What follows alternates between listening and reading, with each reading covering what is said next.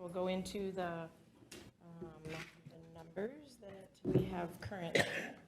And as you can see from last week, from October 25th through November 1st, we've seen an increase now.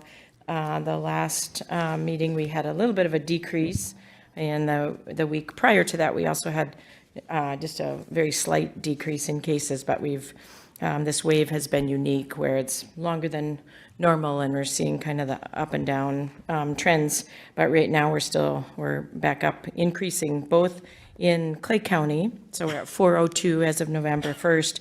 And then we're also seeing an increase in the active cases across the state of Minnesota as well. So they increased to 20,369 from 18,923 previously. And then on our the other side of the river in Cass County, we're seeing an increase again in their cases. So they went up to 716 in Cass County, and they also increased active cases across the state as well. So the active cases by age, and we look at this all the time, we're seeing kind of the number now, the highest number in the 5 to 9-year-olds. But it's, it's of course distributed across all age groups, but we're still seeing the elevated cases in school-age children. Again, the 5 to 9 is the largest active cases. Our cumulative cases by age, we're at 10,717, and we're seeing the age groups cumulatively, again, the 20 to 24 age range is the highest, and then the 30 to 34. So this is across the pandemic, the cumulative age groups that have been impacted. And these are our cases, Clay County cases per week from July to current. So it's an upward trend beginning in August, where the fourth wave really started. So and you can see the trending there from July through, and this is through October of 24th so far in this wave. And then we see the number of cases per week. So this is an overview of the cases again throughout the pandemic. Our numbers, you see the increase in the when we started this wave back in August. So we're seeing this increase, and it continues to be increasing again. We see a little bit of downward trend at times during the wave, but then it goes up again. So it's kind of again, longer than average wave, and we're just seeing the fluctuation of this virus. And then I'll turn it over to Becky to talk about the next slides. Good morning. So this is from the CDC, their level of community transmission map that they put out that's updated weekly. We haven't shown this the past several weeks just because there has not been any change.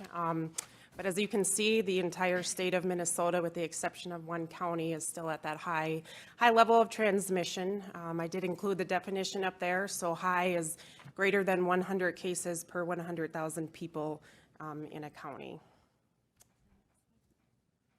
And then this is the Clay County deaths per week, and we have not had any newly reported deaths since last week, so our total number of deaths throughout the pandemic remains at 99.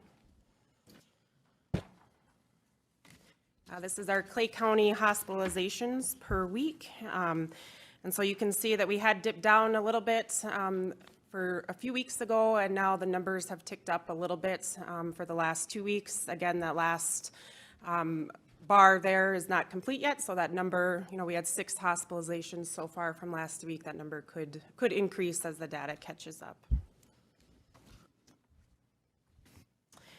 And then this slide again just breaks down recent hospitalizations from August 1st until current for Clay County residents. So the general trend that we've been seeing is that the majority, 59% of those that have been admitted to the hospital in Clay County are under the age of 65. So we're seeing younger and younger people with this current wave being hospitalized. The bar graph on the right breaks it down into each individual age groups for hospitalizations. And then this is the hospital capacity for our local hospital systems that we've recently been able to have available to us. So if we look at the available staffed ICU beds for adults, Essentia, as of October 30th, did not have any staffed ICU beds. Sanford had 4 and the VA had 7. And then in terms of the pediatric ICU beds, there was 1 pediatric ICU bed available throughout the whole state of North Dakota, and that was in Sanford. And then this is North Dakota hospitalization data, so specific to COVID patients that are hospitalized. So there are currently 170 hospitalized due to COVID, with 16 in the ICU.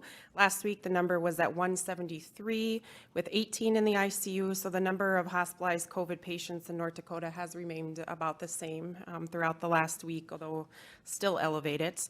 The chart in the middle shows current hospitalizations broken down by age. So we currently have 3 pediatric admissions in the state of North Dakota. And then the chart on the right shows the age groups of total admissions throughout the pandemic. And this is the updated graph from the Sanford healthcare systems that we show every week. And again, seeing the same trend week after week. The red people represent those that are not vaccinated. The white represent those that are vaccinated. So the overwhelming majority of hospitalized cases continue to be among the unvaccinated.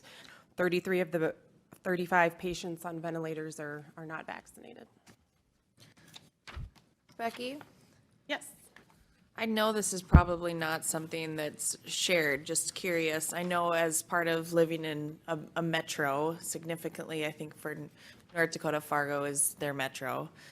It would be curious to know those hospitalizations, what percent is local and what percent is outstate. And I don't necessarily think that changes how we do business, but it certainly would be interesting to know. I don't know if we would have access to that information. I don't think we do. We have access to our Clay County hospitalizations, so Right. any Clay County resident would be part of that total number that we report, but we wouldn't necessarily know where the other numbers are coming from. And then this is the breakthrough cases that we report every week, and MDH updates this on a weekly basis.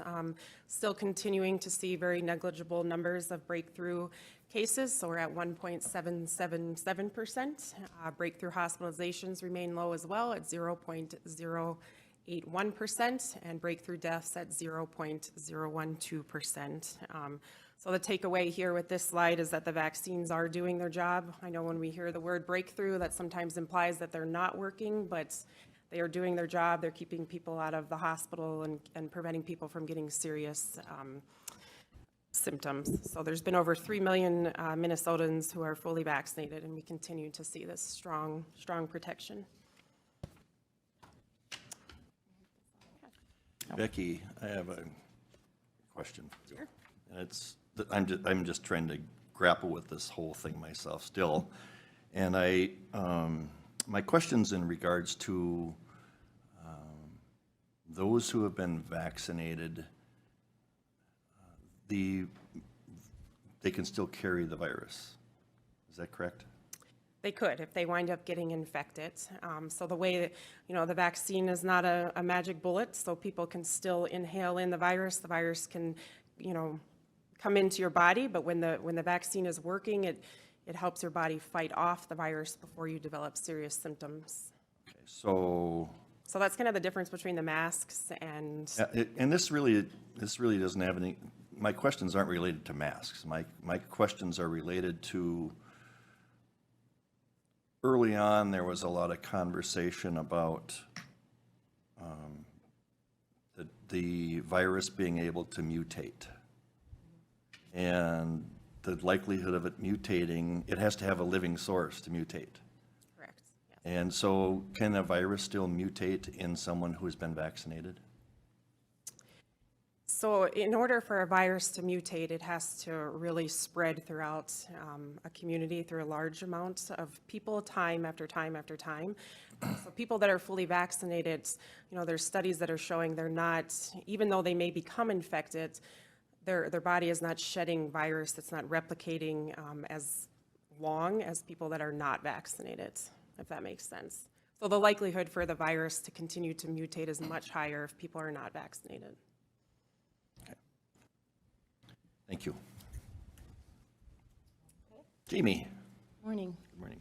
So looking at the vaccine data now, the statewide data for, as of 10/28, for those 12 and over for Minnesota-wide, people with at least one dose of vaccine is at 73.8%, and then those that have completed the vaccine series are at 70.3%. We've talked a little bit about the campaign in Minnesota for the opportunity for a voucher, basically, if you have children that are being vaccinated. So that is in that 12 to 17-year-old age group. And those links are on the Minnesota Department of Health website. And then I'll go to the next slide and look at the Clay County doses administered each week. So again, we are at 15,819 doses that Clay County Public Health has been administering over the last, I think we're on week 44 now. So that's a significant number of vaccines, but our numbers have continued to be low. This last week we did 81 doses, but I also want to note that it isn't just the doses that are being administered for the people that are coming in, but our staff are shifting out into the community and serving those that are most vulnerable. So just to give you some examples, every week when we have doses needed, we finish up our clinic and we run out to Churches United, Dorothy Day House, the Red River Recovery Center, the Clay County Correctional Facility, the West Central Juvenile Detention Center, the nursing homes and assisted living. So we're going from facility to facility and administering doses. We've also been to many, many high-rise and senior apartments in the community. We've been to MSUM, Moorhead, Concordia, Moorhead State Community Technical College. Last week we were at the DGF school, the high school and middle school. We've been to the Ewell and Hitterdal schools, the Moorhead schools, and the law enforcement center. So really wanted just to point out that not only are we providing the doses, we're in the community and providing those doses as well. So the vaccine is very readily available in our community. We talked a lot last week about pharmacy and easy access. And fortunately, some of our commissioners were able to get to the pharmacies for doses as well. We have 8 pharmacies in our community that are administering vaccine, and also we have 3 healthcare providers in public health. So lots of opportunity. Want to also note that if people are having any trouble getting registered for vaccine, we have our clinics posted on the county website. We also have a sign-up list for anyone who goes in to register and there's not an appointment available until we get more vaccine. But also you can certainly call the hotline for us and we'll help you to get registered with the vaccine. And the number for that is the 218-299-7204. And then also just to kind of talk a little bit about what we're doing this week. So we have posted and advertised and invited people to register for the clinics we have this week. We are providing Moderna vaccine and Johnson & Johnson vaccine this week. We don't have Pfizer vaccine available to us this week. We are offering the first, second, and booster doses for Moderna and Johnson & Johnson. We have a clinic today at the Family Service Center from 12 p.m. to 6 p.m. We also have a clinic on Thursday from 12 p.m. to 6 p.m. We are moving to the ITV room, or we have moved to the ITV room in the Family Service Center just to have a little bit broader space and to increase the number of vaccinators. We anticipated that we would have a much higher demand once we started offering the Moderna boosters because we provided thousands of doses of Moderna earlier on, and so that's who's been invited to come in for those. Excuse me. Are people from North Dakota invited to this too, or does it make a difference? We have not invited them by email to register, but it's on our website, and so we are not screening people. But there's opportunities on the North Dakota side. Again, there are so many opportunities out there, but we would not screen anyone and refuse to serve them. Thank you. And that's pretty much what I had to share for today, unless you have some. Jamie, those who have had the Johnson & Johnson vaccine, when it comes to the booster, they're able to use the Moderna? There is the opportunity for mixing and matching the doses, yes. Is there a recommended preference? There is not. Okay, okay. A lot of personal preference, but I didn't know if there was, if there were guidelines that suggested that another type other than no. that one might offer more antibiotics. Not to my knowledge, unless you know. Yeah, I don't. Mr. Chair, the CDC is stating that it is whatever they choose to. They can have the Johnson & Johnson vaccine if they had that as their primary, or they can choose to have the Moderna. They're not really making a strong recommendation either way, so. Okay. All right. Anything else? Any other questions? Thank you again. Okay, See you thank next you. week. Thank you. Till we get this thing settled down.